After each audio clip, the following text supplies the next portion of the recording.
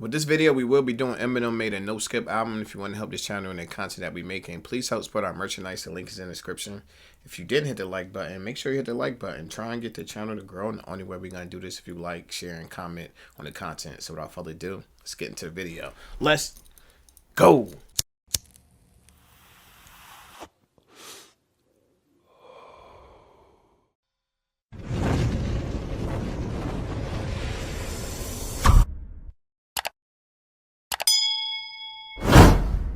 Chi, get the yayo. Get the yayo. All down the way, and here we go. The votes are in. Will the real Dr. Carl Bibram please stand up, sir? Yep. Hey.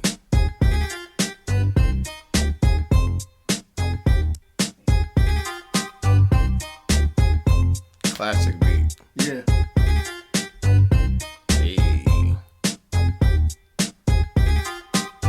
We're gonna have a problem here. The Marshall Mathers LP released on May 20th. I'm just hearing the beat, showing a little bit of stuff that they just showed me. Took me to the time loop. Took me back into that time when I was watching MTV Heavy and all this was going down. It's like all the moments actually seeing them happen in real time. Yeah, it definitely just went back in time. You know, it was crazy. I just was like, dang, you know, like this is like considered like an oldie but goodie at this point for real. Yeah, the MTV thing with all the Slim Shadys walking through the crowd. That's just like a memorable moment. And it made me think retro because you seen the TV in the background, the box joint. I was like, yo, this is wild. They took it back. 3rd, 2000, the third studio album released by Eminem, and also his most successful, selling over 32 million copies. Damn. An album that I remember. I know that. On English-speaking mother. Thankfully, she didn't understand the warning that the cash register person was trying to give her. Shout out to language barriers. Coming out of the success from his last album, the Slim Shady LP, Eminem had gone from Detroit underground rapper to superstar celebrity in a drastically short amount of time. This level of fame affected Eminem, making himself almost uncomfortable with the level of success he's achieved, even saying, "I don't trust nobody now because everybody I meet is meeting me as Eminem. I don't know if they are hanging with me because they like me or because I'm a celebrity or because they think they can get something from me." During this time, Eminem had become... It's all factual. When you make it, you blow up, you big, you no longer know who's around you for what reason. You know, they're trying to catch a lawsuit. They're trying to get the bag off you. They're just trying to befriend you so you could put them in different positions. So you gotta become weird with everyone. They try to infiltrate you. Get somebody else to set you up. Like, it's all different variables. Yeah, facts. And you just never know. These days, that's why you gotta move careful. You gotta play it safe. You don't know who's a hater, who's jealous, who's envious, who's genuine. Just don't know. highly controversial. Stay with your day ones. From his persona and lyrical content, being you gotta look at some of them misogynistic and an advocate for domestic violence, being constantly attacked in the media and in article after article for something they perceive you as could get incredibly annoying and put you in a state of mind where you eventually have to release all your feelings. The Marshall Mathers LP became a perfect representation of the emotions and feelings Eminem had at the time. He dives deep into his personal struggle and paints a very vivid picture of his life for us to see. The album was recorded in a 2-month period during a creative binge, with studio sessions lasting up 2 months. You got a classic like that selling 32 million. Yeah, I mean, he put the time in. That's what happened. You know, even nowadays, that's not like a long amount of time, 2 months, because they be trying to do albums in like 3 days, a week now. Yeah, like, sit with the music, then you get some classic like this, and that's probably why you don't get the same type of music we was getting then, because people was actually taking longer to create it. Yeah, they was producing a quality product, though. Yeah, definitely. 20 hours a day. Produced mainly by Eminem, Dr. Dre, and Detroit-based FBT, the album includes 18 tracks, 4 skits, and 14 songs, and can be considered a non-skit album. Each track having its... I just don't be thinking about skits no more. Yeah, you should get those on the album. Like, you was guaranteed a couple of skits. It's like now you get 0 skits. Like, it's like done away with. For real. Unique sound and story, including some of Eminem's most impactful songs. And I want to go through the tracks of the album that many would say is Eminem's magnum opus. But before we do that, please like this video, subscribe to the channel. All that, like, share, subscribe, all that. Comment. Need it. My YouTube leg, so any support will be appreciated greatly. Similar to his last album, Eminem starts with a public service announcement, setting up the mood for the album, giving you an insight to the fact that this is about to be a wild ride. With Shady. Shady will fucking kill you. Kill You comes off as a therapy session where Eminem discusses the drama he's been dealing with since the release of his last album. The song was written after Eminem heard the track playing in the background during a phone call with Dr. Dre. Em got a phone call from California. Why? It was Dr. Dre blasting a new cut. He actually was on the phone telling me he was going to send me some beats. And I actually had the track playing in the background. And he was like, yo, what is that? And I was like, put the phone in the speaker a minute. And he played it for me. And he was like, what's that? I got, send me that track. He sent it to me, and I wrote a song the next day. The song has an incredibly unique... This is crazy. And that's why I like doing stuff like this, because you get to find out stuff that you never knew. I never knew that. That's how that song came about, because time the song came on, me and you both started singing with the song, because it's one of them songs that was a classic song, and no, it just... was made like that. He just called Dre, or Dre called him, and then was playing in the background like, yo, what's that? I need that. Yo, send me that ASAP. Yo, it make me wonder, like, well, Dre, who was you making that beat for? Yeah. Like, in your mind originally. Yeah, it don't matter who I was making it for, but time M said he wanted it's his. It's his. Only Eminem could pull off, with some very risque lyrics talking about killing his baby mama and raping his own mother, and you still gave him the Rolling Stone cover. Dr. Dre samples this song.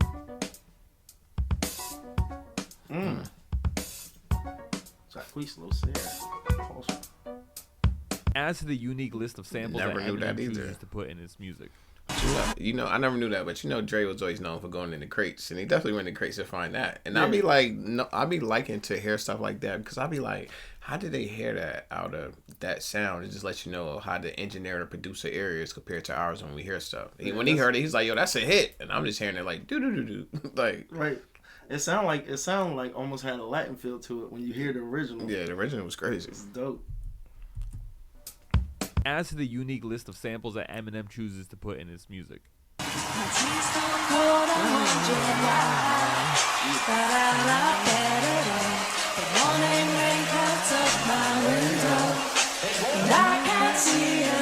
In 1998, English... That was another one of them bangers, classic. I had to see the video at least 10,000 times between I think everybody's MTV, BET, back and forth. Yeah, damn near uncountable amount of times. Yeah, facts. Her single Thank You, Uncountable. a song that was written during a depressive state after losing her house, but was her biggest hit in the United States. While watching TV one night, the 45 King stumbled upon the song Thank You in a commercial for the movie Sliding Doors. I was actually doing bills or doing something, sitting on the bed watching it, and then my tea got cold, I wondered why. I said, wow, that's kind of hot. After listening to the beat and the It's sample, just crazy, like, when you get these moments. The process is just crazy, and it's actually good to see the process, how it came about. Even, like, with the Tim's, Drake, and Future, how the guy that made that beat was saying he just was listening to some Tim's and just heard that. You feel what I'm saying? Because out of that whole Tim song, he only took, like, a little snippet out of it. Couple bars, couple measures. Out of a whole song, and then made a whole beat out of it, which is crazy, like, the process of how they hear stuff. Half the time be like eight measures. That's all you need. That's all you need. My tea got cold, I wondered why. I said, wow, that's kind of hot. after listening Like to the that. beat and the sample, Eminem described it of something that reminds him of an obsessive fan. Seeing the vision, like, in what Dido was saying, like, her words, like, instantly put me there. Like, your picture on my wall, like, this is about an obsessed fan. That's all I kept thinking. The sample in Stan is a complete flip from the original song, having more of a creepy feeling towards it along with a great bass line. The song starts with Eminem rapping as the character Stan, with the last verse being Eminem responding to the letters. Some may argue that this could be Eminem's best song, but it is at least in his top 5. The song is like a play all... I agree with everything you just said. To me, it's either his best song or at least top 5. Because I just remember the impact that it had, especially when they added the video to it, the visuals and all that came together. It just took the whole song to another level. Because when he wrote the song, he wrote it visually. So when they gave you the visuals for it, it was spot on because he had wrote it so spot on. Yeah. And it just, everything that came together. Yeah, you definitely could hear that song and envision like what you ended up getting Yeah. and a tangible product. It was dope. It was. just the way that the emotion is shown through this song. You could feel it every time you listen to it. And it also has this like pencil scratching sound in the background. I don't know, it kind of adds to the song, but sometimes I feel like it's too loud. Eminem even performed the song with Elton John at the Grammys. Well, he was accused of being homophobic by so many people because of his lyrics, which I thought was nonsense. Oh, yes, for my marriage, I got this package from Eminem, and shows you how homophobic he isn't. We had 2 diamond-encrusted rings. What's going on? Oh, wow. Dre gave me a copy of the new album. I mean, that's pretty much the entire skit. He like hangs up disappointingly after that. Yeah. Similar to the theme of Stan, Eminem basically ridicules the people that take his lyrics way too seriously. In the song, even telling people to keep a sense of humor while listening to him, and also explaining how ridiculous his lyrics are. The second song recorded for the album, it was intended to be the... I remember he was saying a lot around that time, also Jay-Z. And Jay-Z dropped that bar that's always going to be memorable. Scarface the movie did more than Scarface the rapper did to me. You feel what I'm saying? Just saying, what I see visually is going to be way more worse than what I hear. Yeah, it's worse than anything you can imagine. Facts. Single, he has this sort of weird like kind of cadence in this song that I go back and forth between liking and not liking at all, but the beat is so hard. Hey, what's up? Steve Berman, what's going on, man? How you doing? This is just another skit about the record label being disappointed in Eminem's like album that he just released. I don't know, these skits just don't.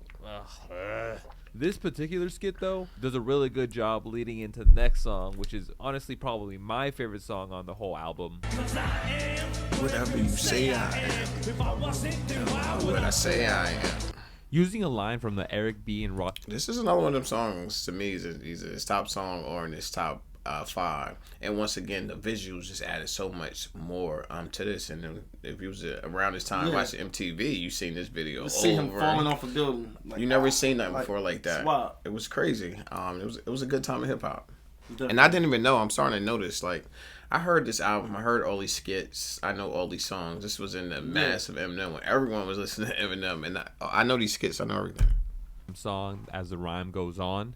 Eminem speaks on not being able to go out in public without being recognized or harassed by fans, and the constant pressure of living up to his previous hits from his last album, like My Name Is. The song also criticizes parents who blame the people like Marilyn Manson for the Columbine shooting. It also includes one of my favorite bars from Eminem ever. In the air, I don't care who was there when you saw me. Just value a loss. With the way I am, I remember the thought. I smile in the courtroom, buy you a wardrobe. I'm tired of all y'all. That's what just Eminem was just going off, and everything he could say, you could visually just see it bar for bar. Yeah, it like, seems snappy. Yeah. I remember the thought process was just feeling almost like I was pigeonholed into something that I didn't want to be, because I had come from the underground and was used to getting respect, and that meant more to me as opposed to just, you know, selling out and feeling like I was, you know, like I had to do this kind of song. And The Way I Am came about with just like me just venting frustrations, you know, through the record industry and through, you know, people telling me this is what kind of song you gotta make. The song has a very haunting piano. But I always said that though. There's not the best song you ever get from artists is when it's coming from a true place, true experience, true emotion, because it come across on the microphone when it's something they really been through, more than something that was given to them, written for them, that's not about their life, and they just saying it because the words rhyme. But it's something you've been through and you feel it and you just write down them feelings, you bottle up those emotions, and when they come across and you get something like this. Yeah, artists most times don't want you to get into their creative process. Yeah. Not unless they're welcoming you. Yeah. Facts. At all. Yeah.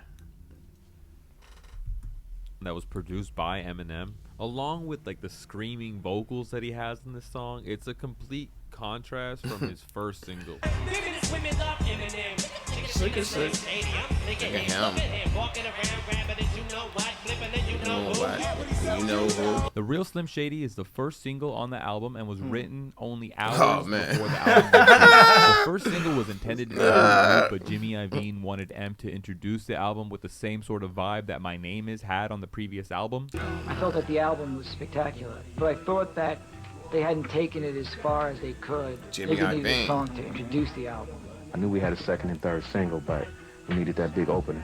The song reflects on multiple amount of white rappers that came after him and referencing people like Tom Green, Will Smith, Christina Aguilera, as well as explaining why he has the courage to say the crazy things in his lyrics. The song also has one of the most iconic performances ever at the 2001 MTV Music Awards, where he basically dissed everyone in that same room. Yeah. It's a Britney Spears.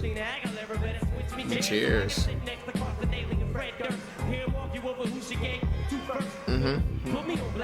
TV. The song had a very playful beat, which was very... That's just one of those moments that's just never, ever going to be forgot. Nobody's seen it. The way the crowd was participating, when the crowd was looking like, what the hell is this? Because they never seen that. Just hundreds of people all looking alike, all same looking hair, alike. same outfits. It was just crazy. And wasn't that Carson Daly? That was Carson Daly. Crazy. They go Puff right there, too.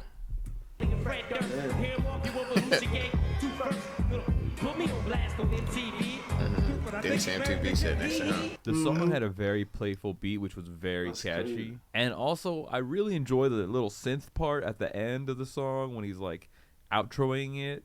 Very nice touch. M's 11th hour gem was The Real Slim Shady. A single was finally in place. Jimmy came in and was like, this is it. The minute I heard it, I knew that. I said, look, wow, that's incredible. My kids were singing it, you know what I'm saying? So that was enough for me.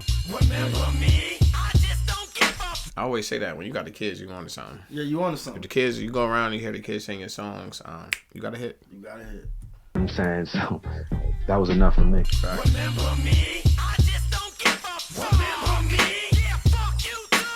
The first song on the album to include a feature from another rapper, RBX from Long Beach and Sticky Fingers, formerly of the group Onyx. The song starts with a spray can sound effect that leads into this heavy bass-led beat, each rapper doing the chorus before their verse, and each one bringing their own intense energy to it. M's energy when coming into this song is also just like very infectious. I mean, he comes in so hard. Ayo, pause.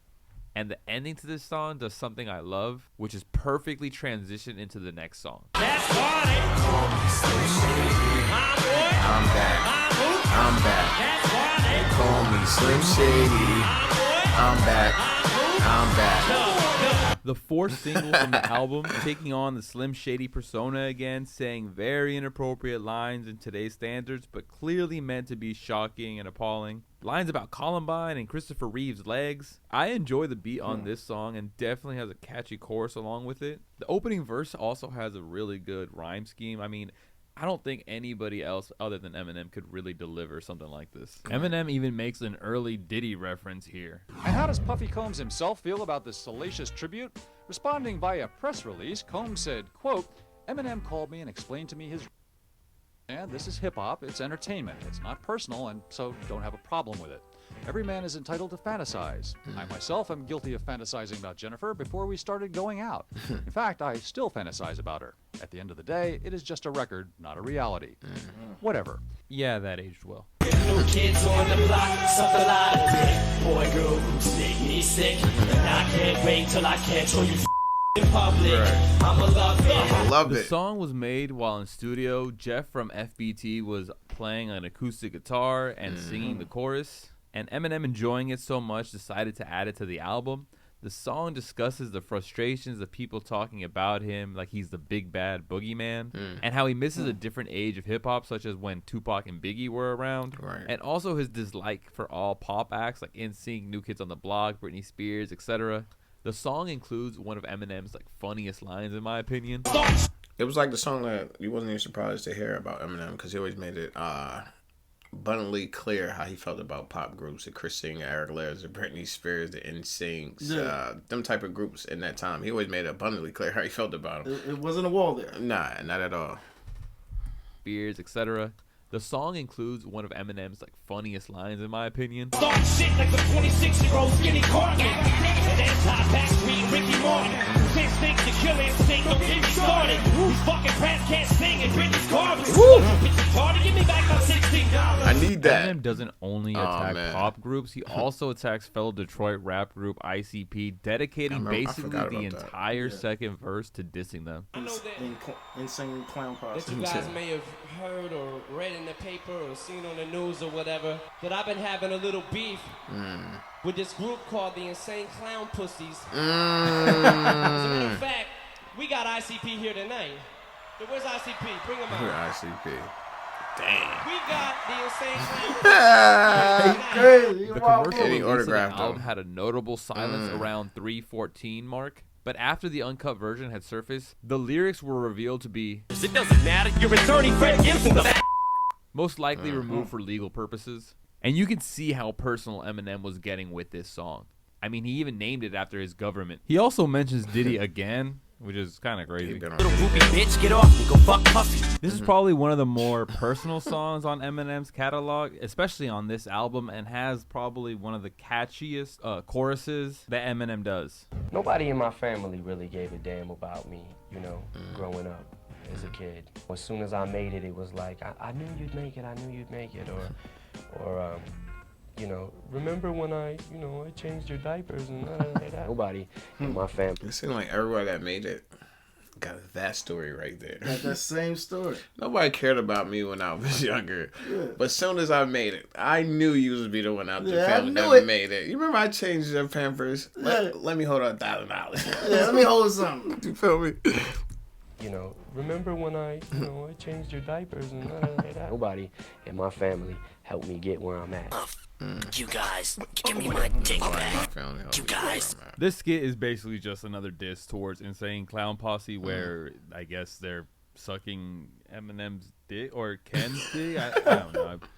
Whatever. Honestly, listening back to these skits, they're probably the worst thing about the album. They're good little breaks in between songs, but overall, I don't really find them necessary. The song starts with a diss to Mark Wahlberg, which comes after an awkward altercation between the two on an episode of MTV's TRL. Billy. Eminem, Mark. How you doing? All right. What's up, man? What's going on? Good to see you. Where am I supposed to go? Yeah, just chill right there. We'll just all stand together like a happy, fun bunch. Yeah. Happy group. We'll all... Eminem, you have any aspiration to act? That seems to be like a common thread. A lot of musicians, sort of a next step. One day, maybe one day. I'm trying to get where this guy is. I'm trying to get where this guy is, you know. Yeah. But yeah, soon, you know. I plan to do it. I'm trying to, you know. I want to do my thing with the music first, though. Yeah. You know, establish myself first. Do you would you suggest like acting lessons for people who cross over, or does it seem like that's not necessary anymore? I don't think it's necessary. You know, you either do it or you don't. Yeah. All right. Well, thank. Yo, you say you either got it or you don't. You know what I'm saying? Yeah, like don't be trying to step on my turf, man. Your block's over there. He did not like that at all, yo. Oh man, congratulations, number 1,000. Next week, Slim Shady in the stores. Pick it up. Mark, we're gonna hang out, and we'll get. Yikes, yo. He tried to play him. He tried to play him. No, you knew the album was out. You knew that. What am I here for? Yo, this is crazy. In the stores, pick it up. Mark, we're gonna hang out, and we'll get. Yikes, yo. But then proceeds to describe his heavy drug addiction and alcoholism at the time, leading to him throwing up, hitting women, and causing a 42-car pileup. But mainly the song explains why Eminem is using the drugs and alcohol to escape his problems. One thing I will say is that I'm happy that Eminem was able to get past this part of his life and continue living a healthy life to this day. But the songs were slapping when he was on drugs. I'm just saying. The song was made and written in just 20 minutes after Eminem hummed the bass line for the song. Nearly ill from Amityville. Accidentally kill your family still. Amityville was another name for Detroit that Eminem used. He added his D12 band member Bizarre to the track, who basically delivered a verse that made the record label very uneasy, even recommending they take it off. Sound like Bizarre. Asshole, slit my mother's throat. Got some Slim Shady just signed it in his throat. I mean, come on. The beat starts off with a very eerie drum loop. Yeah. That was just regular Bizarre being Bizarre. Yeah, that's Bizarre being Bizarre. But as the label, you kind of like, hey, man, Especially you gotta go back 24 years. Yeah, I mean that's what I know Bizarre for. Like saying some crazy stuff, having his shirt off, stomach out, having stuff on his head. Yeah, stuff on his head. That's crazy. Take it off. Fuck my cousin in his asshole, slit my mother's throat. Guess who Slim Shady just signed in his throat. I mean, come on. The beat starts off with a very eerie drum loop and DJ scratches. Very simple, but lets Eminem shine lyrically. The song basically just describes how, like, evil and basically, like, gruesome that Detroit was. And the song actually had a feature other than Bizarre originally. It was supposed to feature Outsiders members Young Z and Pace One, but Dr. Dre complained about too many features, so their verses were removed, causing Pace One to actually make a diss track towards Eminem called The Joker. So yeah, I started a little bit of a beef.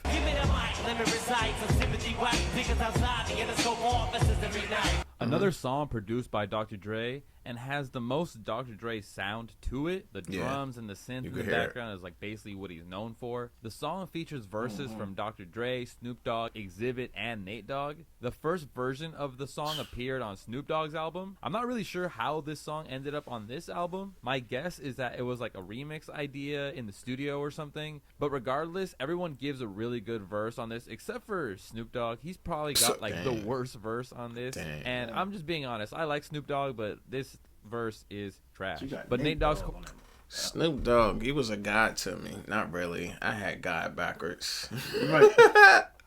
And I'm just being honest. I like Snoop Dogg, but this verse is trash. But Nate Dogg's chorus, iconic. Oh boy, this next one is a doozy. Rest in peace, Nate Dogg. Yeah. This song is more of a soap opera than anything. The haunting beat made by FBT with the passionate screaming that Eminem has throughout the entire song. The track reflects on the anger and hatred towards his wife Kim, imitating her in the song as he murders her. And this was the first song that was recorded for the album. It was recorded in one take to capture the emotion. That's a crazy first song to record for the album. I'm about to do an album that's going to be #1. Gotta get this out. Performance that Eminem had, I would give anything to see footage of him performing this in the studio. He listened to the track, wrote the lyrics immediately. It made him, it gave him that angry feel. Look at your husband now! I said look at him! I just pictured her in my face and me being able to scream at her like that. I think my jaw hit the ground when I heard that the first time. They talk about killing his wife. Who don't feel like that sometimes? You know what I'm saying? He just was crazy enough to write a song about it. Em did the vocals in one take. That entire session was 30 minutes.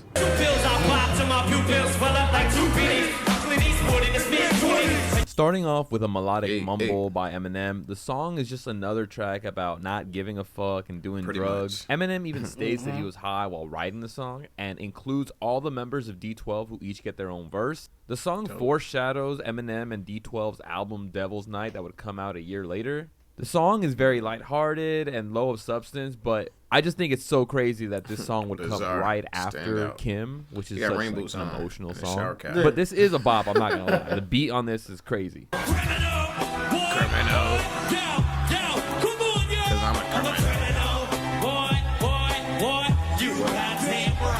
The final song on the project, the song is a perfect ending to show off Eminem's violent rhetoric throughout the album, even criticizing the people who believe it in the beginning of the song. The song is very addicting, especially the chorus. Him screaming criminal is just very addicting. I mean, every time I listen to it, I catch myself singing it too. And as for the line where he says Dr. Dre getting shot in the face, I feel like that should have been taken as a joke, the same way everything else in the song is a joke. It's a reoccurring theme throughout the song and the entire album. Eminem getting criticized by the media, people taking his lyrics out of context, and not letting him be the artist that he is, even if it is just silly, joking lyrics. The constant theme of censorship and paranoia throughout the album is perfectly reflected. And what a way to end the album with such an energetic track. Hey, it's me, Versace. What? Somebody shot me, and I was just checking the mail. Get it? Checking the mail. That's every song on the album, and honestly, like, listening back to this for this video, it made me really nostalgic for a time when music was just so, like, shocking and It's carefree. Basically put you in a new perspective. I don't feel like there's an album today that could do something like this. But it also could have been that I was like a 10-year-old when I first heard this. I was a 10-year-old. Oh, man. Different words and phrases and just even like good beat selection. I don't know. This album is a complete and utter 10 to me. What do you guys think? Let me know in the comments. Trey TV. What's your favorite song?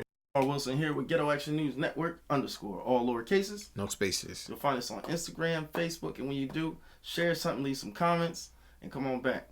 All right, we're gonna get right down into this. Let's get it. This video was dope. It just took me down memory lane, Facts. man. I didn't, and you just go and sit back and think like, this is bull. They've been a wild bull since day one. Yeah. And just listening, I didn't realize I knew so many of his songs from some of these albums. More than just, you know, the norm. Yeah. You know what I'm saying? It was crazy just thinking about it. Like, he'd been pushing out music for a long time, but I thought this was a good trip down memory lane. What you think? I think it definitely was a good trip down memory lane. When I started listening to the video, I noticed that I had this album. I don't know how I got a hold of this album, but I definitely had this album. I listened to it a bunch of times because I knew a bunch of the songs, but definitely a great piece of work. To me, one of Eminem's best works that I heard from him. Like he said, I pretty much like every track that was on that song, and for the time it came out, everything was just spot on. He was taking bars up to a next level. We never heard nothing like that at that time. We never seen nothing like that at that time. Everybody was watching and pay attention. So like you said, it is nice to go down memory lane and revisit some of this stuff and hear some of the bars and some of the songs I even forgot was on the album until we just watched this video. But this was a dope video. Can't wait to do more stuff like this. But until then, it's your boy Trey TV, and I'm out.